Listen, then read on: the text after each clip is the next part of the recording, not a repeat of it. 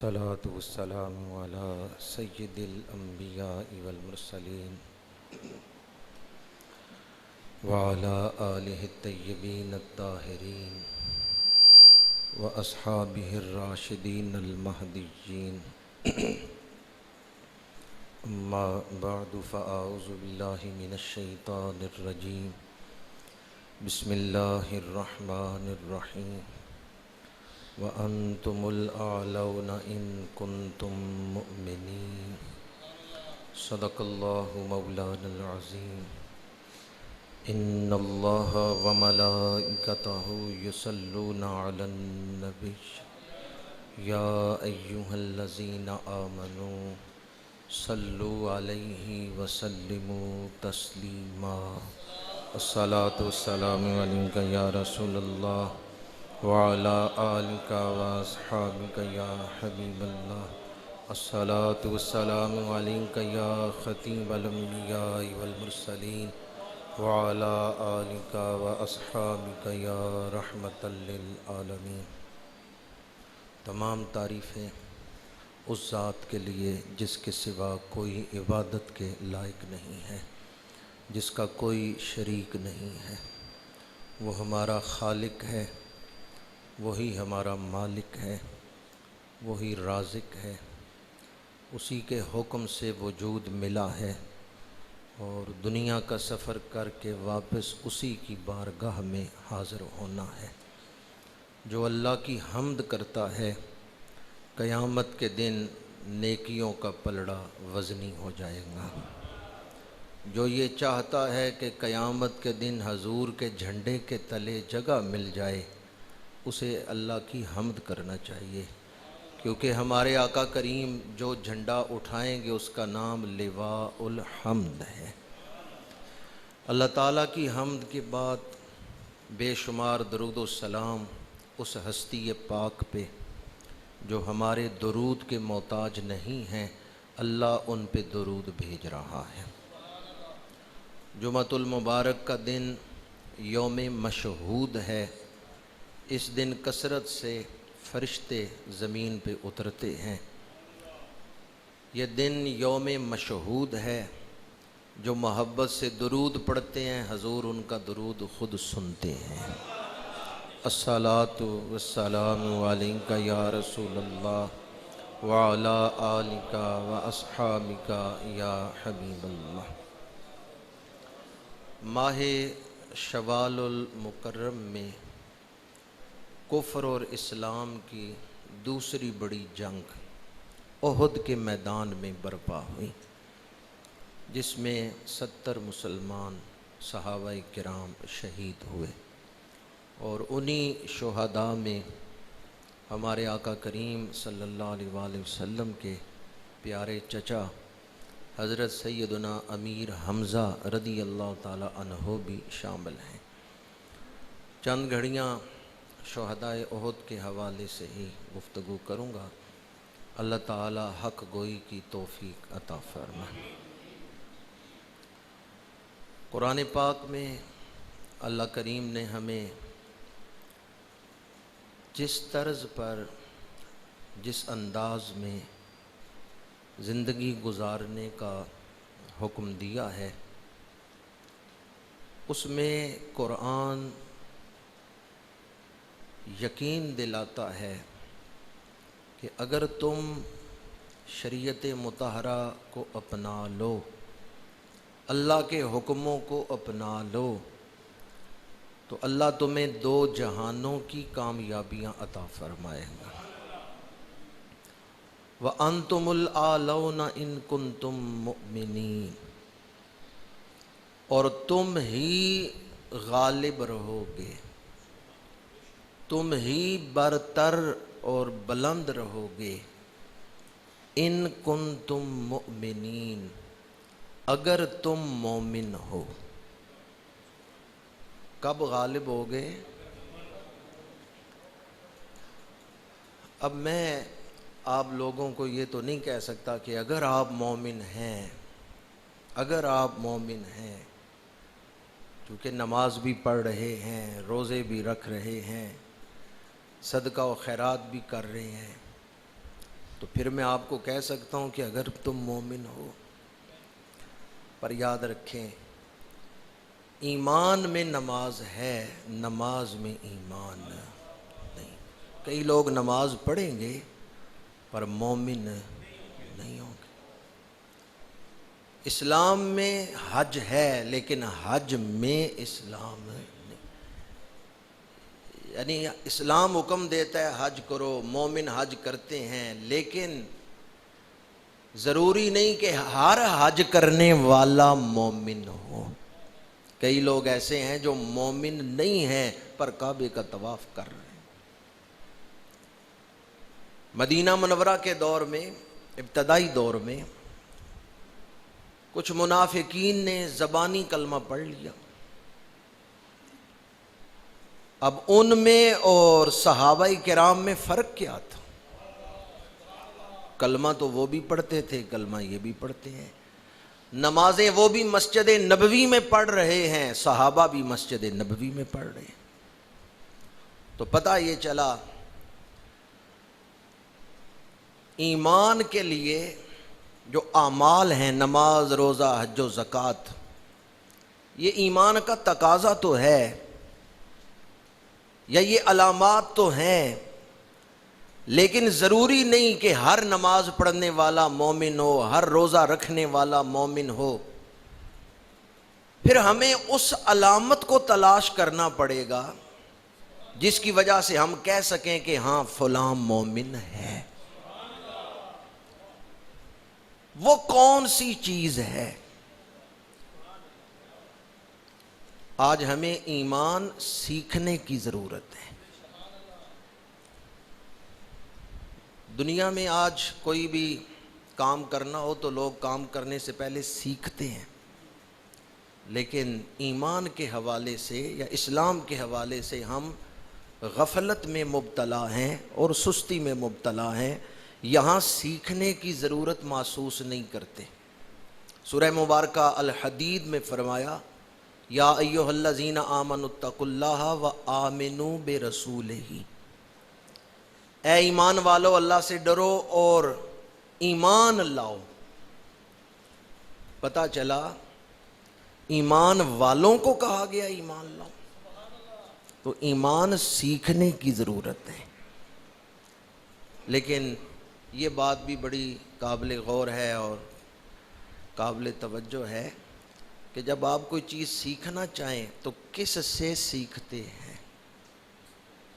جو اس فن کا ماہر ہوتا ہے۔ اگر آپ نے عربی زبان سیکھنی ہے تو کس سے سیکھیں گے؟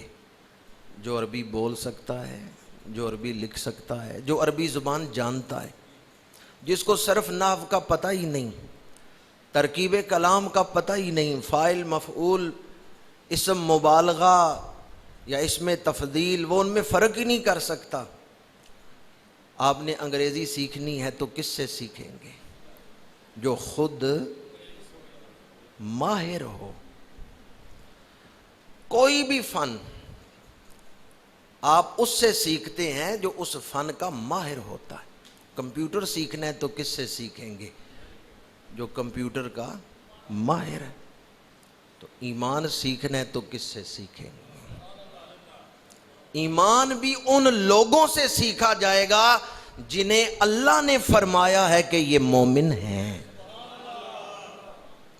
وَإِذَا قِيلَ لَهُمْ آمِنُوا كَمَا آمَنَ النَّاسُ، سورہ بقرہ دوسرا رکوع، ابتدا میں فرمایا وَمِنَ النَّاسِ مَن يَقُولُ آمَنَّا بِاللَّهِ وَبِالْيَوْمِ الْآخِرِ وَمَا هُمْ بِمُؤْمِنِينَ۔ فرمایا کچھ لوگ زبان سے کہتے ہیں ہم اللہ اور آخرت پر ایمان لائے، وَمَا هُمْ بِمُؤْمِنِينَ، لیکن وہ مومن نہیں۔ آگے اسی رکوع میں ایمان کے ماڈل ان کے سامنے پیش کیے کہ صحابہ کی طرح ایمان لاؤ۔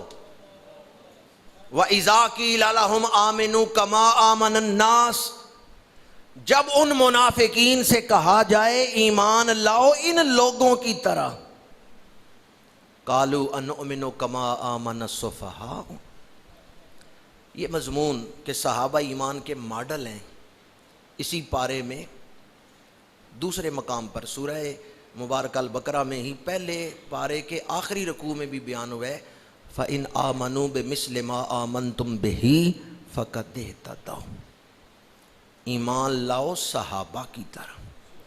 صحابہ ایمان کا ماڈل ہیں، صحابہ ایمان کا نمونہ ہیں۔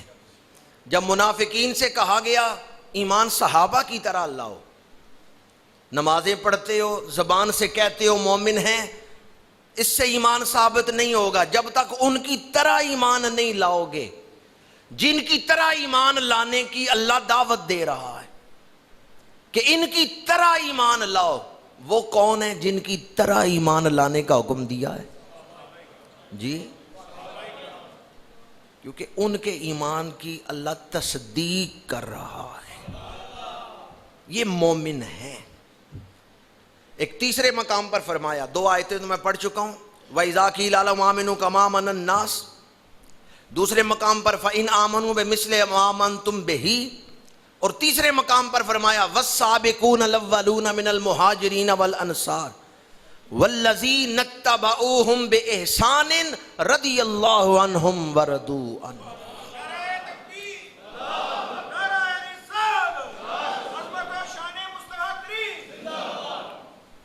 صحابہ ایمان کا ماڈل ہیں، نمونہ ہیں، ان کی طرح ایمان لاؤ گے تو ایمان والے ہو۔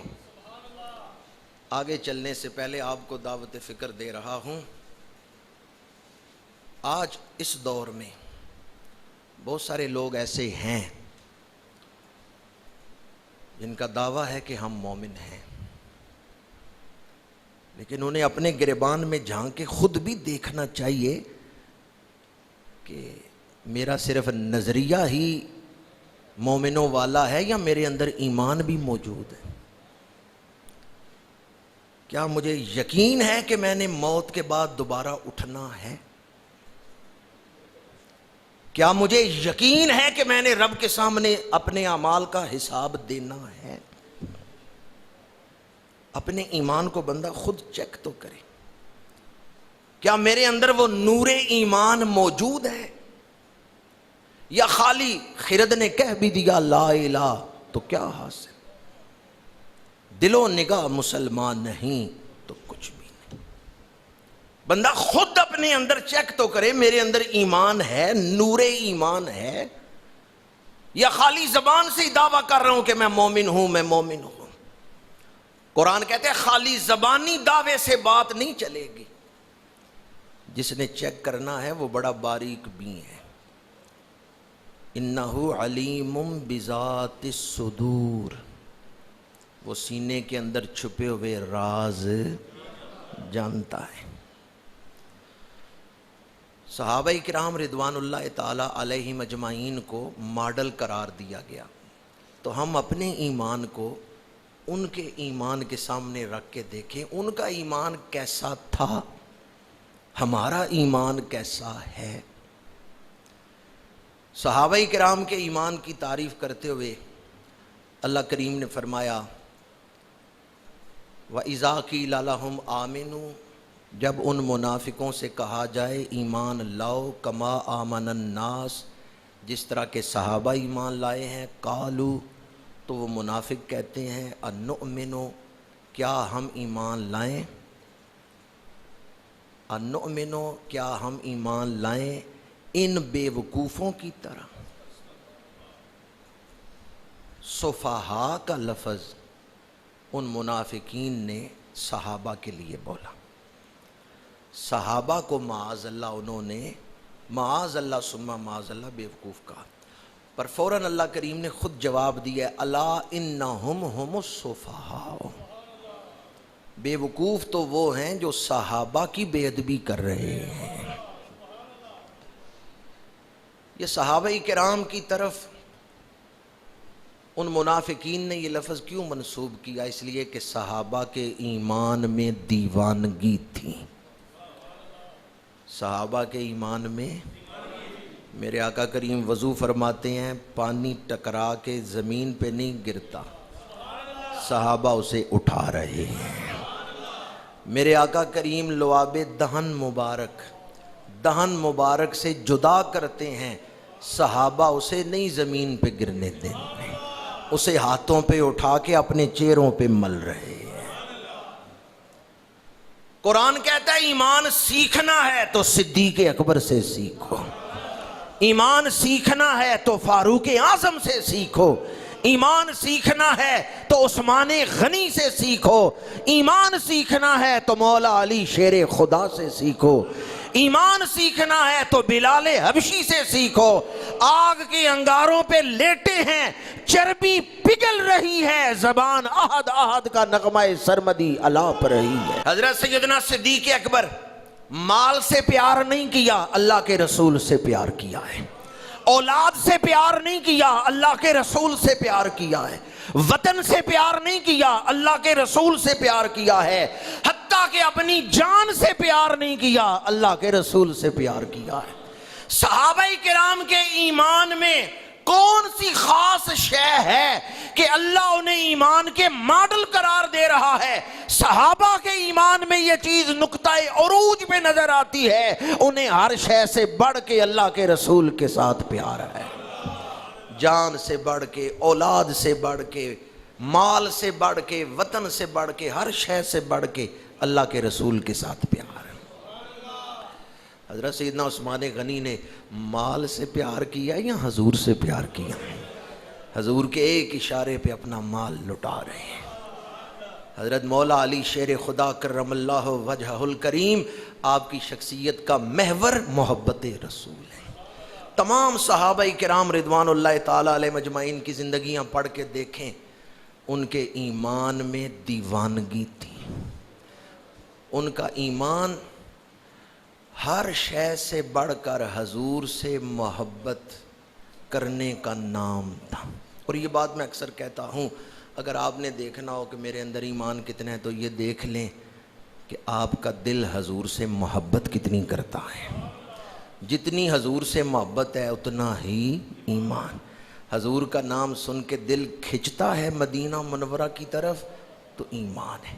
جتنی کشش، جتنی کھچ پڑتی ہے نا حضور کی طرف اتنا ہی ایمان ہے۔ مغز قرآن روح ایمان جان دین ہست حب رحمت للعالمین۔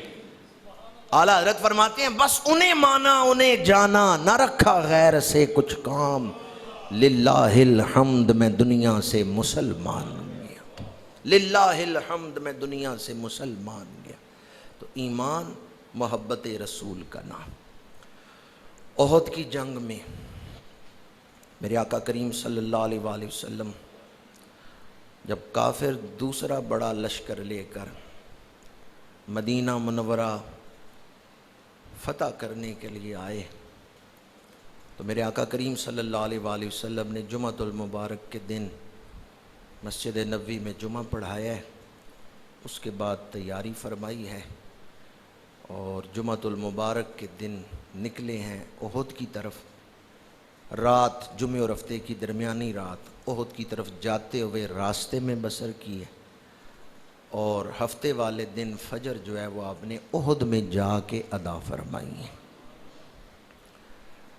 تو جمعے والے دن حضرت سیدنا امیر حمزہ رضی اللہ تعالی عنہ آپ نے فرمایا کہ میں کھانا حضور کے دشمنوں سے لڑنے کے بعد ہی کھاؤں گا۔ ہفتے والے دن آپ کا روزہ تھا جب آپ میدان جنگ میں اترے۔ حضرت امیر حمزہ رضی اللہ تعالی عنہ احد کے میدان میں، چونکہ تفصیل کے ساتھ واقعہ بیان کرنا تو مقصود نہیں ہے کہ وقت اس کی اجازت نہیں دیتا، میں صرف یہ دو چیزیں ہی آپ کے سامنے بیان کرنا چاہتا تھا۔ ایک تو ہم اپنے ایمان کا جائزہ لیں کہ ایمان کا ماڈل کون ہے۔ دوسری چیز، احد کے میدان میں مشرکین نے پوری تیاری کے ساتھ مدینہ منورہ پہ حملہ کیا ہے، لیکن وہ مدینہ منورہ کو فتح نہیں کر سکے، ناکام ہی واپس گئے۔ بعض لوگ یہ سمجھتے ہیں کہ شاید معاذ اللہ احد کی جنگ مسلمان ہار گئے تھے، جبکہ شکست مسلمانوں کو نہیں ہوئی۔ شکست اب ہوتی اگر مشرکین شہر فتح کر لیتے، مسلمانوں کو غلام بنا لیتے۔ ہاں مسلمانوں کا نقصان ضرور ہوا ہے، لیکن واپس وہاں سے کفار ہی لوٹ کے گئے، وہی وہاں سے بھاگ کے گئے ہیں، وہ شہر کو فتح نہیں کر سکے۔ اور مسلمانوں کا جو نقصان ہوا ہے اس میں بھی کئی حکمتیں تھیں، کئی راز تھے۔ وہ شہداء جنہوں نے احد میں اپنی جانوں کے نذرانے پیش کیے، ان میں ایک جلیل القدر ہستی جن کے ساتھ میرے آقا کریم صلی اللہ علیہ وآلہ وسلم کو انتہائی محبت ہے، وہ حضور کے چچا حضرت امیر حمزہ رضی اللہ تعالی عنہ ہے۔ یہ تمہید تو میں عرض کر چکا ہوں، ایمان لائیں صحابہ کی طرح۔ حضرت امیر حمزہ نے جب کلمہ پڑھا تو واقعہ کیا پیش آیا؟ مکی دور ہے، حضرت امیر حمزہ شکار کھیل کے گھر آئے ہیں تو بڑے خوش ہیں۔ آپ کی ایک کنیز نوکرانی پوچھتی ہے کہ آج آپ کی خوشی کا سبب کیا ہے؟ فرمایا میں شکار پہ گیا، کامیاب آیا ہوں، بڑا اچھا دن گزرا ہے، میں اس لیے خوش ہوں۔ تو نوکرانی نے کہا کہ آپ تو بڑے خوش ہیں، لیکن کیا آپ کو پتہ ہے کہ آج آپ کے بھائی عبداللہ بن عبد المطلب، ان کے بیٹے محمد بڑے غمگین ہیں۔ جناب حمزہ نے ابھی کلمہ نہیں تھا پڑھا، پوچھا وہ کیوں غمگین ہے؟ اس کنیز نے کہا ابو جہل نے، عمر بن حشام نے انہیں سر پہ ایک زخم لگایا ہے، اس وجہ سے وہ پریشان ہیں، غمگین ہیں۔ حضرت امیر حمزہ فوراً اٹھے اور تیز تیز چلتے ہوئے لوگوں سے پوچھ رہے ہیں عمر بن حشام کہاں ہے، ابو جہل کہاں ہے؟ بتایا گیا وہ حرم میں فلاں جگہ بیٹھا ہوا ہے۔ حضرت امیر حمزہ شیر کی طرح دھاڑتے ہوئے گئے، جا کے ابو جہل سے بدلہ لیا، اس کے سر پہ زخم کیا، پھر تیز چلتے ہوئے حضور کی خدمت میں آئے اور آ کے عرض کیا خوش ہو جائیں، میں نے آپ کا بدلہ لے لیا ہے۔ میرے آقا کریم صلی اللہ علیہ وآلہ وسلم نے فرمایا چچا میں بدلہ لے کے خوش نہیں ہوتا، میں بدلے لے کے خوش نہیں ہوتا۔ فرمایا پھر آپ کیسے خوش ہوں گے؟ کیونکہ آج میں نے آپ کا غم دور کرنا ہے، آپ کو خوش کرنا ہے۔ تو میرے آقا کریم نے فرمایا اگر آپ حق کو قبول کر لیں میں خوش ہو جاؤں گا، اگر آپ اللہ کی توحید کو، میری رسالت کو، اسلام کو، حق کو قبول کر لیں میں خوش ہو جاؤں گا۔ ایک لمحہ تاخیر نہیں کی حضرت امیر حمزہ نے، کہا پھر آپ خوش ہو جائیں، میں پڑھتا ہوں اشہد ان لا الہ الا اللہ وحدہ لا شریک لہ واشہد ان سیدنا و مولانا محمدن عبدہ و رسولہ صلی اللہ علیہ وآلہ وسلم۔ حضرت امیر حمزہ نے کلمہ پڑھا ہے حضور کو خوش کرنے کے لیے۔ کبھی آپ نے کوئی عمل کیا ہے حضور کو خوش کرنے کے لیے، حضور کو راضی کرنے کے لیے؟ جو حضور کو خوش کرنے کے لیے کہ اللہ کے رسول میرے اوپر راضی ہوں، جو اس کے لیے کوشش کرتا ہے وہ صحابہ کے نقش قدم پر چل رہا ہے۔ حضور کو خوش کرنا، حضور کو راضی کرنا، یہ صحابہ کرام کی زندگی کا مقصد۔ حضرت سیدنا امیر حمزہ رضی اللہ تعالیٰ عنہ نے کلمہ پڑھا، میرے آقا کریم نے انہیں لقب کیا عطا کیا ہے؟ اسد اللہ و اسد رسولہ۔ امیر حمزہ اللہ کے بھی شیر ہیں، اللہ کے رسول کے بھی شیر ہیں۔ بدر کی جنگ میں حضرت امیر حمزہ نے بڑے جوہر دکھائے، اور احد کی جنگ میں آپ کی تلوار جوہر دکھا رہی ہے، مشرکین کو، حضور کے دشمنوں کو آپ واصل جہنم کر رہے ہیں کہ واشی نامی ایک غلام جسے اس کے مالک جبیر بن مطعم نے وعدہ کیا تھا کہ اگر تم حمزہ کو شہید کر دو تو میں تمہیں آزاد کر دوں گا۔ تو واشی اس تاڑ میں تھا۔ جناب واشی نے جب کلمہ پڑھا تو انہوں نے اس واقعہ کو خود بیان کرتے ہوئے کہا مجھے جنگ سے کوئی مطلب نہیں تھا سوائے اپنی آزادی کے، اور میں غلام تھا جبیر بن مطعم کا، تو جبیر نے مجھے یہ کہا کہ اگر تم حمزہ کو شہید کر دو تو میں آزاد کر دوں گا، اس لیے میں موقع کی تلاش میں تھا، مجھے موقع ملے میں جناب امیر حمزہ کو شہید کر دوں۔ تو آپ ایک کافر کو زمین پہ گرا کے تلوار کا وار کرنے کے لیے بازو اٹھاتے ہیں، اس وقت واشی چھوٹا نیزہ چلانے کا ماہر تھا، اس وقت واشی نے نشانہ لے کے نیزہ چلایا ہے جو آپ کے زیر ناف آ کے لگا ہے، پیٹ کے اندر کھبا ہے، اور آپ زمین پہ تشریف لائے۔ واشی آگے بڑھا ہے، آپ جام شہادت نوش کر چکے ہیں، واشی نے آپ کا سینہ چیرا ہے اور آپ کا دل مبارک نکالا ہے۔ تاریخ کی بعض کتابوں میں ہے، اکثر سیرت نگاروں نے اس بات کو نقل کیا ہے، حضرت امیر حمزہ کے اعضاء کاٹے گئے، جسم مبارک کا مسئلہ کیا گیا ہے، ہونٹ مبارک کاٹے گئے، انگلیاں کاٹی گئیں، انہیں ایک دھاگے میں پرو کے ہار بنایا گیا، سینہ مبارک چیرا گیا اور کلیجہ مبارک نکالا گیا۔ جنگ کے بعد جب شہیدوں کی لاشیں اکٹھی کی گئی ہیں تو حضرت امیر حمزہ رضی اللہ تعالی عنہ آپ کے جسم مبارک پہ ایک چادر ڈال دی گئی۔ حضور کی پھوپھی حضرت صفیہ، انہیں پتہ چلتا ہے کہ میرے بھائی شہید ہو گئے ہیں۔ بھائی شہید ہو تو بہن کے دل پہ کیا حالت ہوتی، بھائی جدا ہو تو بہن کے دل پہ کیا حالت گزرتی۔ بی بی صفیہ گئی ہیں، حضرت امیر حمزہ کی لاش مبارک کے قریب ہیں کہ چہرے سے کپڑا ہٹا کے دیکھوں تو صحیح کہ کہاں کہاں زخم آئے ہیں، جسم سے چادر ہٹانے لگی ہیں، پشت کی طرف سے میرے آقا کریم کی آواز آئی ہے کہ پھوپھی ٹھہر جاؤ۔ ہزاروں سلام حضرت صفیہ کے صبر پر۔ بھائی کی لاش سامنے پڑی ہے، حکم رسول آ گیا ہے، اپنے جذبات پہ کنٹرول کر لیا ہے، مڑ کے حضور کی بارگاہ میں آ گئیں، یا رسول اللہ صلی اللہ علیہ وسلم کیا مجھے اجازت نہیں کہ میں اپنے بھائی کا چہرہ دیکھ سکوں، زخم دیکھ سکوں؟ میرے آقا کریم صلی اللہ علیہ وآلہ وسلم نے فرمایا عورتیں نرم دل ہوتی ہیں، میرے چچا کا جسم کٹا پھٹا ہے، اعضاء کاٹ دیے گئے، کہیں تم ان کے جسم کا مسئلہ دیکھ کر، ان کے جسم کے زخم دیکھ کر بال نہ کھولو، بین نہ کرو، چہرہ نہ پیٹو، میری شریعت ان چیزوں کی اجازت نہیں دیتی، اللہ نے صبر کا حکم دیا ہے، اس لیے میں نے تمہیں روکا ہے۔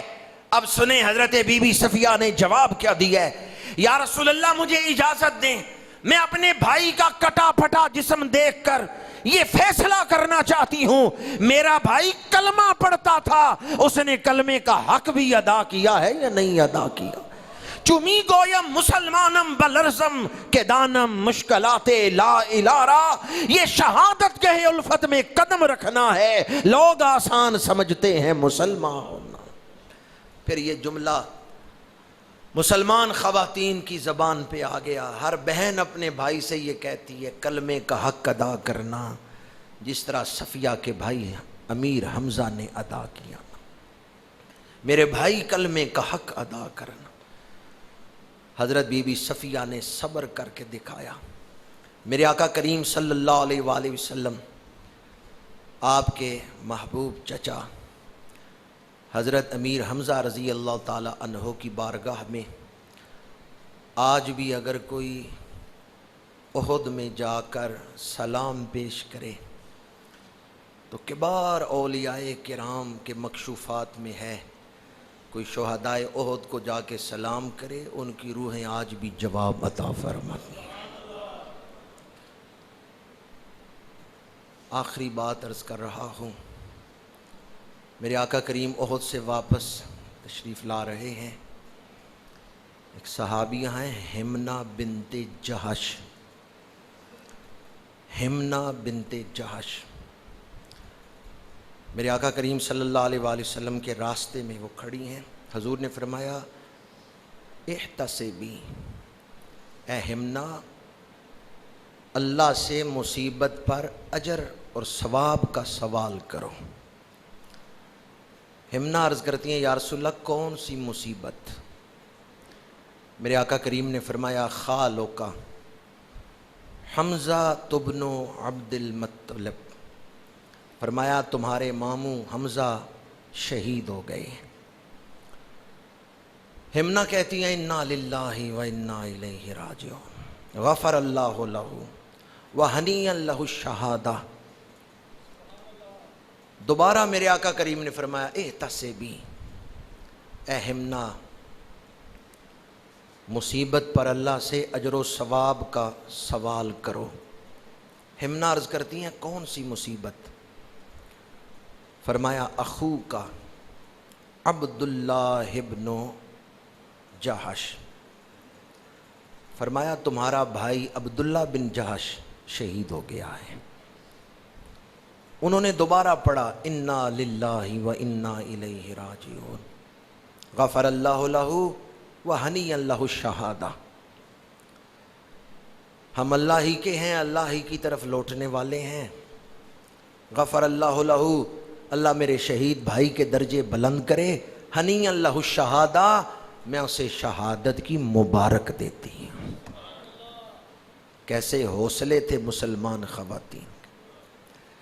تیسری دفعہ میرے آقا کریم نے فرمایا احتسبی، حمنا اللہ سے اجر و ثواب کا سوال کرو. حمنا عرض کرتی ہیں یا رسول اللہ کس مصیبت پر؟ فرمایا تمہارے خامند مصعب بن عمیر شہید ہو گئے. پہلے ماموں کی شہادت، پھر بھائی کی شہادت، اب خامند کی شہادت. مصعب بن عمیر شہید ہو گئے. حدیث پاک میں ہے کہ جب بی بی حمنا نے اپنے خامند مصعب بن عمیر کی شہادت کا ذکر سنا تو ان کی ایک آہ بلند ہوئی، ایک چیخ بلند ہوئی. تو میرے آقا کریم صلی اللہ علیہ وآلہ وسلم نے فرمایا کہ ماموں اور بھائی کی شہادت کا ذکر سنتے ہوئے تو ایسی چیخ بلند نہیں ہوئی، خامند کی شہادت سنتے ہوئے یہ آہ کیوں بلند ہوئی؟ تو حمنا عرض کرتی ہیں یا رسول اللہ صلی اللہ علیہ وسلم مجھے اپنے یتیم بچوں کا خیال آ گیا کہ مصعب بن عمیر کے بچے ابھی چھوٹے ہیں اور باپ کا سایہ اٹھا لیا گیا، باپ شہید ہو گیا. مصعب بن عمیر کے بچوں کا خیال کر کے، یتیموں کا خیال کر کے میری آہ بلند ہوئی ہے. میرے آقا کریم نے دعا کے لیے ہاتھ اٹھائے. حضرت مصعب بن عمیر کے لیے بھی دعا کی، شہیدوں کے لیے بھی دعا فرمائی، اور شہیدوں کے لواحقین کے لیے، پسماندگان کے لیے بھی دعا فرمائی، اور پھر مصعب بن عمیر کے یتیموں کے لیے بھی دعا فرمائی. حدیث پاک میں ہے، یہاں بھی حضرت حمنا 3 شہیدوں کا ذکر سن رہی ہیں، ماموں، بھائی اور خامد. اسی طرح قبیلہ بنی دینار کی ایک خاتون ہیں، وہ راستے میں کھڑی ہیں. انہیں بتایا گیا کہ تمہارے باپ، تمہارا والد شہید ہو گیا. کہتی ہیں یہ بتاؤ حضور کس حال میں ہے؟ ابھی انہوں نے قافلہ نہیں دیکھا آتے ہوئے، حضور کی زیارت نہیں کی. بتایا گیا حضور خیریت سے ہیں. پھر کسی آنے والے نے بتایا کہ تمہارا خامند شہید ہو گیا. قبیلہ بنی دینار کی اس عظیم المرتبت خاتون نے کہا یہ چھوڑو کہ میرا خامند شہید ہو گیا، بتاؤ اللہ کے رسول کس حال میں ہے؟ بتایا گیا کہ حضور خیریت سے ہیں. لیکن وہ کہتی ہے مجھے چین نہیں آئے گا جب تک میں حضور کی زیارت نہ کروں. پھر احد کی طرف سے آنے والے ایک شخص نے کہا کہ تمہارا بھائی شہید ہو گیا ہے. اس عورت نے کہا بھائی کی شہادت کا ذکر چھوڑو، یہ بتاؤ اللہ کے رسول کیسے ہیں؟ اس آنے والے نے بھی کہا کہ حضور خیریت سے۔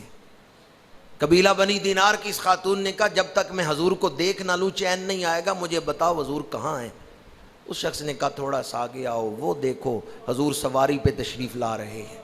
وہ عورت تیز تیز چلتی ہوئی آگے بڑھی، حضور کے رخ انور پہ نگاہ پڑی، اس نے کہا کل مصیبت بعدک جلل، حضور آپ سلامت ہیں، میں سارے دکھ بھول گئی آپ کا چہرہ انور دیکھ کر۔ گلہ نال تے ہر کوئی لائی پھر دے۔ اتنی بڑی مصیبت، خامن جدا ہو گیا، بھائی جدا ہو گیا، باپ جدا ہو گیا، لیکن وہ فرما رہی ہیں کل مصیبت بعدک جلل۔ حضور سواری پہ ہیں اور حضرت سعد بن معاذ نے سواری کی مہار پکڑی ہوئی۔ کس صحابی نے؟ سعد بن معاذ۔ ان کی والدہ حبشہ بنت رافع وہ آگے بڑھی اور وہ بھی لوگوں سے پوچھ رہی تھی حضور کا کیا حال ہے، حضور کس حال میں؟ جو ہی انہوں نے حضور کی زیارت کی تو کہنے لگی کوئی غم کوئی مصیبت میرے دل کو تکلیف نہیں دے سکتی کیونکہ میں نے حضور کی زیارت کر لی ہے۔ تو میرے آقا کریم صلی اللہ علیہ وآلہ وسلم نے فرمایا اے حبشہ بنت رافع، تمہارا بیٹا عمر بن معاذ وہ احد میں شہید ہو چکے ہیں۔ حضرت سعد بن معاذ کے بھائی عمر بن معاذ وہ شہید ہو گئے۔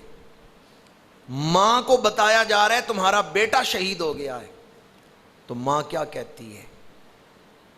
اللہ اکبر، وہ کیسی مائیں تھیں جو اپنے بیٹے حضور کے قدموں پہ نثار کر کے اللہ کا شکر ادا کر رہی۔ حضرت حبشہ بنت رافع نے عرض کیا یا رسول اللہ آپ کے چہرے کی زیارت کے بعد مجھے بیٹے کی جدائی کا کوئی غم نہیں۔ اس وقت میرے آقا کریم نے خوشخبری سنائی، فرمایا آج احد میں جتنے شہید ہوئے ہیں سب جنت میں اکٹھے ہوئے۔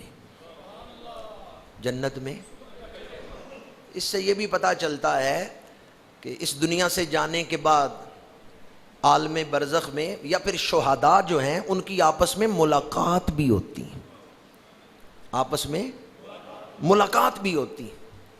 پھر میرے آقا کریم نے فرمایا احد کے تمام شہیدوں نے ایک محفل میں اکٹھے ہو کر اللہ کی بارگاہ میں دعا مانگی ہے کہ پروردگار ہماری جدائی کی وجہ سے ہمارے لواحقین کے دلوں پہ جو آریاں چل رہی ہیں، جس دکھ سے وہ گزر رہے ہیں، یا اللہ انہیں اجر عطا فرما۔ اللہ کریم نے شہیدوں کی دعا کو قبول کر لیا ہے، جو ان کی جدائی پہ صبر کرے گا اللہ اسے بھی جنت عطا فرما دے گا۔ فرمایا شہیدوں کی دعا قبول ہو گئی ہے، اے شہیدوں کے لواحقین اللہ نے تمہیں بھی مغفرت عطا فرمائی۔ اس سے یہ بھی پتہ چلتا ہے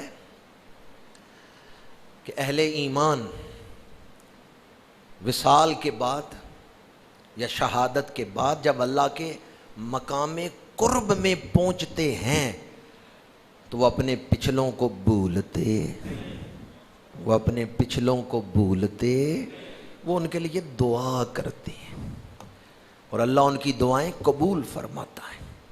میرے آقا کریم نے فرمایا اے حبشہ بنت رافع، آج ان شہیدوں نے مل کے اللہ کی بارگاہ میں دعا کی اور اللہ نے ان کی دعا کو قبول فرما لیا۔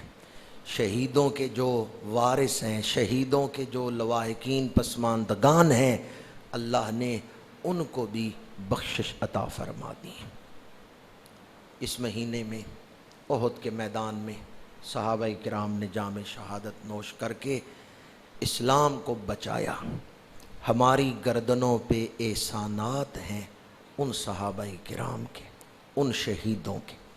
آج نماز جمعۃ المبارک کے بعد انشاءاللہ العزیز ہم شہداء احد کو ایصال ثواب بھی کریں گے۔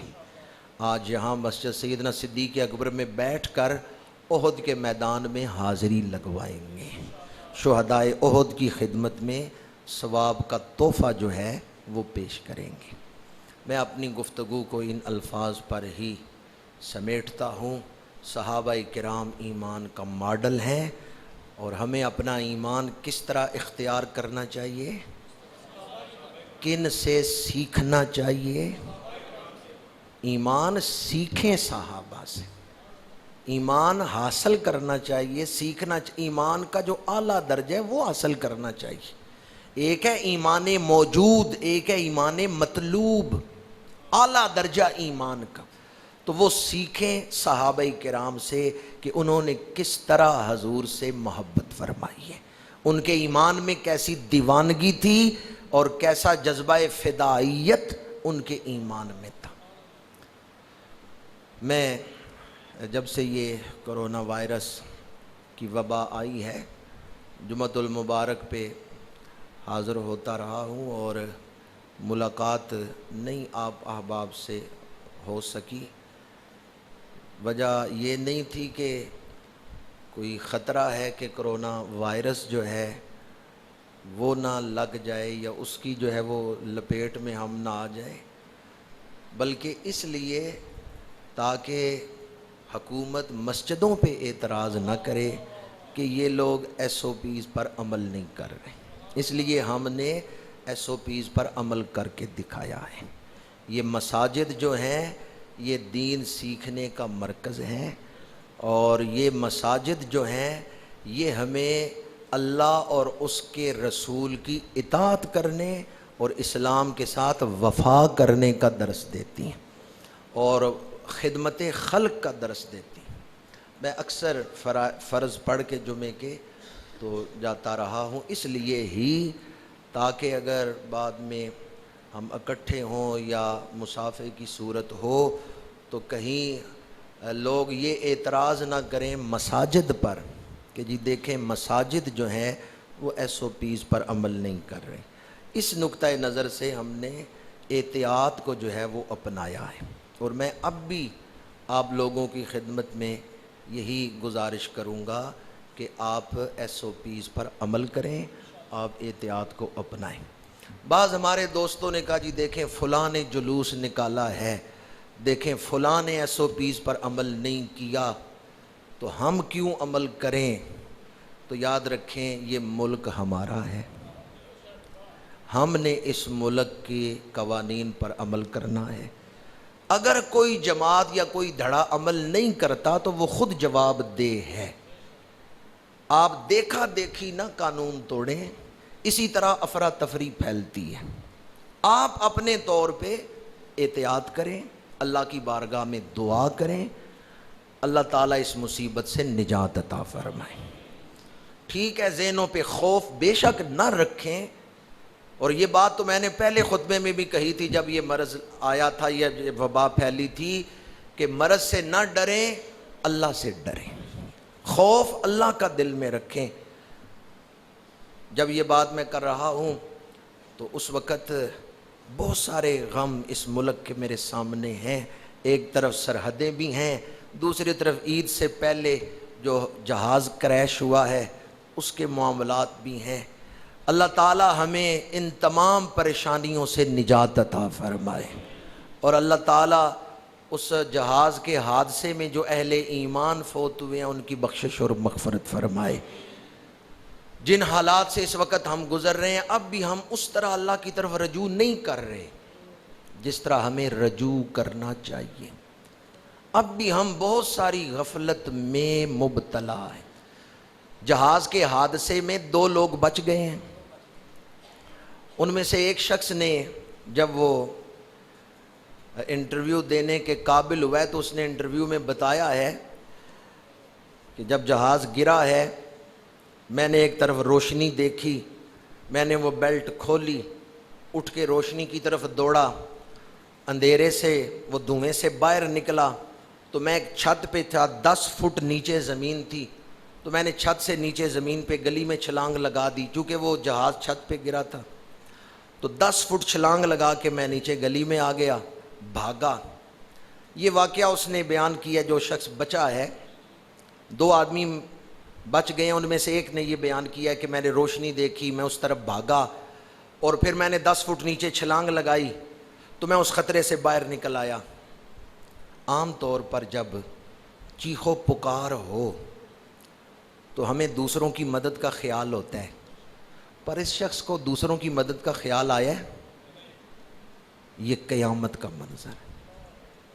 قیامت کے دن یہی ہوگا، اپنی فکر ہوگی، دوسرے کی فکر۔ اللہ ہمیں کچھ یاد کرا رہا ہے پر ہم یاد نہیں کرتے۔ اللہ ہمیں یاد کرا رہا ہے، یاد کرو اس وقت کو، لیکن ہم اس وقت کو یاد نہیں کرتے۔ میں اس شخص پہ اعتراض نہیں کر رہا، میں تو صرف ایک کیفیت بیان کر رہا ہوں۔ اللہ اس کو زندگی دے جو اس واقعہ سے بچ گیا ہے، اور اللہ اس کو آئندہ زندگی نیکیوں میں گزارنے کی توفیق دے، پر اللہ نے نفسا نفسی اپنے آپ کو بچانے کی فکر، دوسرے کی کوئی فکر نہیں ہوگی۔ آج اپنی فکر خود کر لیں، قیامت کے دن نفسا نفسی کے عالم میں جو دنیا سے ایمان لے کے گیا وہ کامیاب ہو گیا، اور جو ایمان نہیں لے کے گیا، بڑی دولت لے کے گیا، بڑا سٹیٹس لے کے گیا، وہ برباد ہو کے گیا۔ ایمان صحابہ کرام سے سیکھنا ہے۔ اللہ ہمیں ایمان کی اعلیٰ کیفیات اور اعلیٰ مقام عطا فرمائے، اس دور کے فتنوں سے محفوظ رکھے، اور اللہ ایمان پر ہی خاتمہ نصیب فرمائے۔ وہ آدمی خوش نصیب ہے جو دنیا سے ایمان لے کے گیا۔ وما علینا الا البلاغ۔